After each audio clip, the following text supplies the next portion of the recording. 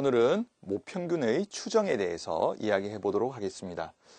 우리가 그 모집단을 알아내기 위해서 표본을 추출하게 되죠. 그럼 표본을 추출하게 돼서 그 평균을 구하게 되면 표본 평균이 되는데, 우리가 한번 생각해 보면 표본 평균이 얼마가 나왔다고 해서 그것이 바로 모평균이라고 말할 수는 없죠.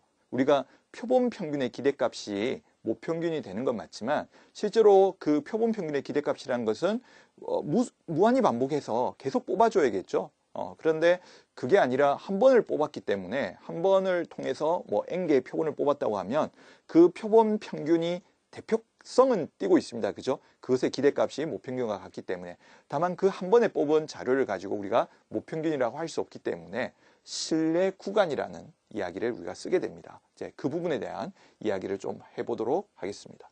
자, 크기가 N인 표본 평균 X바의 값이 스몰 x바일 때, 그러니까 표본 평균을 우리가 x바라고 하고, 그 실제로 우리가 통계를 통해서 추출을 통해서 실제로 구해진 값을 스몰 x바라고 이야기할 때, 모평균 m의 신뢰 구간은 95% 신뢰 구간은 이렇고 99% 신뢰 구간 이렇답니다. 자, 제가 이 식은 조금 뒤에 설명을 다시 드리겠습니다. 먼저 신뢰 구간이라는 것은 우리가 아마 이렇게 해봐도 되겠죠.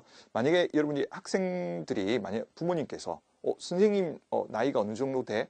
여러분께서 아마 선생님의 나이를 정확하게 알고 있을 때도 있겠지만 그냥 외모를 통해서 추정할 때도 있죠, 실제로. 그래서 우리가 보통 학생들이 뭐 3, 40대 아니면 20대 후반 이라는 표현을 쓰는 거는 결국에는 정확한 값을 모르기 때문에 추정을 할 때 우리는 구간이라는 걸 실제로 우리 일상적으로 이용을 하고 있습니다. 그죠? 그러니까 우리가 추정을 할 때 저 사람은 27년 3개월 23일일까요? 뭐 이렇게 이야기하지 않잖아요. 우리가 보통 부모님들이 아이를 키우실 때는 그 아이가 태어난 지 얼마가 된지 정확히 알기 때문에 몇 년, 몇 개월, 뭐 며칠까지도 이야기하시는 분도 있습니다. 어릴 때는요. 그죠? 그러나 우리가 보통 일반적으로 나이에 대해서 이야기할 때는 추정을 하는 경우가 많습니다. 그럴 때 우리가 구간을 이야기하듯이 신뢰 구간이라는 그게 되겠죠. 그러니까 우리가 모평균을 모르기 때문에 실제로 나왔던 x바를 통해서 이야기를 하는데 어떤 범위를 가지고 말하면 어떤 확률을 가질까라는 이야기입니다. 그래서 95%의 신뢰 구간의 의미는 한 번 추출을 해서, 표본 평균을 한 번 추출을 해서 신뢰 구간을 구했을 때 그 신뢰 구간이 모평균을 포함할 확률이 95%라는 뜻이 아닙니다. 아니고요. 우리가 표본 평균을 뽑는 과정을 실제로 한 번밖에 안 하지만 계속 반복을 해서 여러 번 했을 때, 무수히 많이 했을 때 그런 경우 그 x바가 모평균을, 그 구간, 신뢰 구간이 모평균을 포함할 확률이 95%라는 이야기입니다. 그러니까 우리는 모평균이 어디 있는지 모르죠. 모르기 때문에 우리는 신뢰 구간을 뽑아서 뭐 이렇게도 이야기를 하고 뭐 이런 식으로 이야기를 하지만 우리가 포함을 못 시킬 때도 있겠죠. 왜냐하면 표본 평균을 구할 때 한쪽으로 치우쳐서 뽑힐 수도 있습니다. 이미 추출은 했지만 그 집단에서 높은 자료가 뽑혀온다든지 아니면 낮은 자료만 뽑혀온다든지 해서 모평균과는 굉장히 동떨어질 수도 있겠죠. 다만 확률적으로 봤을 때 95%의 신뢰 구간으로 모평균을 포함을 할 거란 이야기입니다. 그래서 그런데 여기서 이 1.96이라는 값은 우리가 알고 있는 표준 정규 분포표에서 나온 값입니다. 그래서 표준 정규 분포표에서 보시면 우리가 여기가 0이고요. 마이너스 1.96. 1.96 하면 이쪽 우리가 절반의 값을 1.96에 0.475가 되고요. 이때가 합쳐주면 0.95가 되겠죠. 그래서 95%의 신뢰 구간입니다. 그래서 간혹 문제에서 이 표를 주거나 아니면 값을 주는데, 예를 들어 근사로 마이너스 2에서 2까지가 0.95라고 해주시면 이 값이 1.96이 아니라 2로 바뀌겠죠. 그래서 실제로 이 1.96이라는 값은 문제를 풀다 보면 외워지긴 하지만 항상 1.96으로 95%의 신뢰 구간이 고정됐다고 생각하시면 안 됩니다. 이 값의 출처는 이 표준 정규 분포표에서 나왔다는 것을 꼭 기억해 주시면 되겠습니다. 그러면 이제 신뢰도 99%가 된 경우는 마이너스 2.58부터 2.58까지 우리가 그 값이 0.99기 때문에 이렇게 신뢰 구간을 사용하게 됩니다. 그러면 우리가 같은 상황에서 신뢰 수준이 높아지니까, 신뢰도의 확률이 높아지니까 신뢰 구간은 길어지겠죠. 그래야 모평균을 포함할 확률도 커지겠죠. 그래서 이제 신뢰 구간을 구하는 공식은 정확하게 알고 계셔야 이 값들을 대입할 수 있습니다. 그러면 우리가 아까 루트 n분의 시그마는 표본 평균 다룰 때, 표본 평균의 우리가 분포를 다룰 때 표본 평균의 표준 편차였죠. 그래서 그 루트 n분의 시그마라는 사실을 기억을 해주셔야 되고요. 여기서 하나 이야기를 하면 조금 학생들 중에 의아한 학생들이 있을 겁니다. 아니 모평균을 몰라서 추정을 하는 건데 여기는 왜 모 표준 편차가 있는 거죠? 그죠? 당연히 그렇겠죠. 실제로 우리가 일반적으로 모르는 게 맞죠. 그래서 우리가 이 시그마 대신 모 표준 편차 대신에 S를 쓰게 됩니다. S는 뭐였죠? 기억하시나요? 예, 우리가 표본의 표준 편차입니다. 표본들의 표준 편차를 이용해서 실내 구간을 실제로는 구하게 됩니다.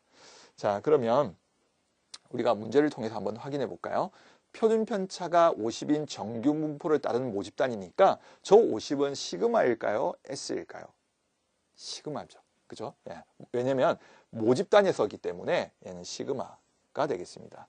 자, 그럼 크기가 100인 n 값이네요. 자, 표본을 이미 추출했더니 그 표본의 평균이 자 150이 되고요. 이 150을 우리가 스몰 x바라고 하죠. 표본 평균의 값이. 그 다음에 m의 신뢰도 99%의 신뢰 구간을 구하시오. 아까 말씀드렸듯이 이런 z 값을 주게 됩니다. 그래서 0.495니까 합쳐주면 0.99가 되겠죠. 그래서 2.58을 우리가 사용을 하게 되겠습니다. 그러면 자 신뢰 구간을 구하는 공식을 한번 써볼까요? 자 m에서 자 x바였죠. x바니까 150. 그죠? 이쪽은 플러스고요. 그죠? 자 아래쪽은 150에서 자 마이너스로 가겠죠. 그 다음에 우리가 2.58이라는 값을 써주셔야 되고요. 그 다음에 루트 n분의 루트 100분의 자 시그마 이렇게 만들어지겠죠. 그럼 이 아래도 여기 들어갈 값은 여기 이 값과 동일하겠죠. 그래서 보통 계산하실 때는 한 번만 이쪽에서 계산하셔서 그대로 적어주시면 되겠습니다. 그래서 우리가 이렇게 구하는 것을 신뢰 구간이라고 합니다. 그래서 학생들이 직접 계산은 해보셨으면 좋겠고요. 자, 그 다음에 우리가 신뢰 구간에서 자주 다뤄지는 문제 중에 하나가 신뢰 구간의 길이입니다. 신뢰 구간의 길이는 조금 전에 우리가 양쪽의 범위를 잡았었는데 오른쪽에서 왼쪽을 빼주시면 신뢰 구간의 길이가 잡히게 되고요. 그래서 우리가 x반은 서로 날아가겠죠. 날아가고 아까 제가 따로 구했던 그 부분이 2배가 됩니다. 그래서 우리가 신뢰도 95%의 신뢰 구간은 2 곱하기 1.96 곱하기 루트 n분의 시그마고 역시 이것은 표에서 주어지는 값이니까 이 값 자체가 큰 의미는 없습니다. 자, 그 다음에 2 곱하기 2.58의 루트 n분의 시그마인데 여기서 우리가 이제 하나 기억을 할 게 있겠죠. 우리가 생각해보면 신뢰 구간의 길이는 신뢰 수준이 결정이 된 상태 1.9라는 값이 결정이 된다면 n의 값이 커지게 되면 저 신뢰 구간의 길이는 좁아지게 되겠죠. 그건 기억을 해주셔야 됩니다. 어떤 같은 분포에서 뽑게 되면 시그마는 고정이 되어 있기 때문에 결국엔 1.96과 n의 값에 따라 달라. 그러니까 이제 우리가 말하는 신뢰 수준에 따라. 그러니까 1.96보다 2.58이 크죠. 그러니까 99%로 가버리면 신뢰 구간의 길이는 길어지게 되는 거고요. 그 다음에 우리가 n을 많이 추출하게 되면 같은 신뢰 수준 안에서도 신뢰 구간의 길이를 짧게 가져갈 수 있게 되는 겁니다. 그죠? 이거는 가끔 참거짓을 물어보는 문제로 많이 나오기 때문에 한번 정리해 주시면 좋을 것 같고요. 자, 마지막 문제를 통해서 정리하도록 하겠습니다. 정규 분포 m,1 우리가 보통 저렇게 돼 있으면 좀 분산이죠. 그러니까 분산이니까 편차도 물론 1이겠네요. 제곱하면 1이니까. 자, 1을 따르는 모집단에서 크기가 4인 표본을 이미 추출했고요. 지금 이 상태는 시그마의 제곱을 의미하겠죠. 자, 추정한 모평균 m의 신뢰 구간의 길이를 물었습니다. 길이가 2라고 합니다. 2. 그죠? 자, 같은 신뢰도로 모평균 m을 추정할 때 신뢰 구간의 길이가 0.5로 바뀌네요. 자, 그러면 지금 우리가 원했던 것은 뭐냐면 신뢰 구간의 길이가 달라지는 거고요. 그죠? 그러나 같은 신뢰도라고 했기 때문에 우리가 1.96인지 2.58인지는 모르는 겁니다. 그죠? 그래서 그냥 K라고 쓰겠습니다. 그래서 신뢰의 길이를 구하는 공식을 2 곱하기 우리가 신뢰 수준이라는 1.96, 2.58이 아니라 정해져 있지만 무엇인지 모르기 때문에 K를 쓰겠습니다. K. 자, 그 다음에 우리가 크기가 4라고 했기 때문에 루트 4. 그 다음에 표준 편차가 시그마니까 1이 되겠죠? 자, 이 값이 2라고 합니다. 그죠? 여기까지 해서 K가 2인 걸 알았습니다. 우리가. K가 2가 되는 걸 확인을 했죠. 자, 그리고 나서 신뢰구간의 0.5가 되도록 하는 표본의 크기니까 다시 구하면 2 곱하기 K가 들어갈 자리에 2를 집어넣으시고요. 자, 이제 표본의 개수가 변하는 거였죠. 여기가 루트 n이 되고요. 같은 집단이기 때문에 N1은 그대로 가겠습니다. 이때 우리가 이 실내구간의 길이가 0.5, 2분의 1이 되겠다네요.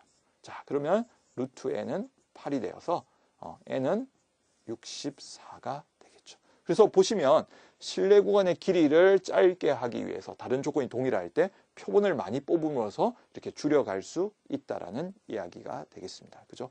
그래서 쉽지 않은 주제였습니다. 그래서 실내 구간의 길이 구하는 공식과 우리가 앞에서 구했던 실내 구간 구하는 공식을 한번 꼭 암기해 주셔야 문제에서 쉽게 해결할 수 있을 것 같습니다. 복습 부탁드릴게요. 오늘은 여기까지 하겠습니다.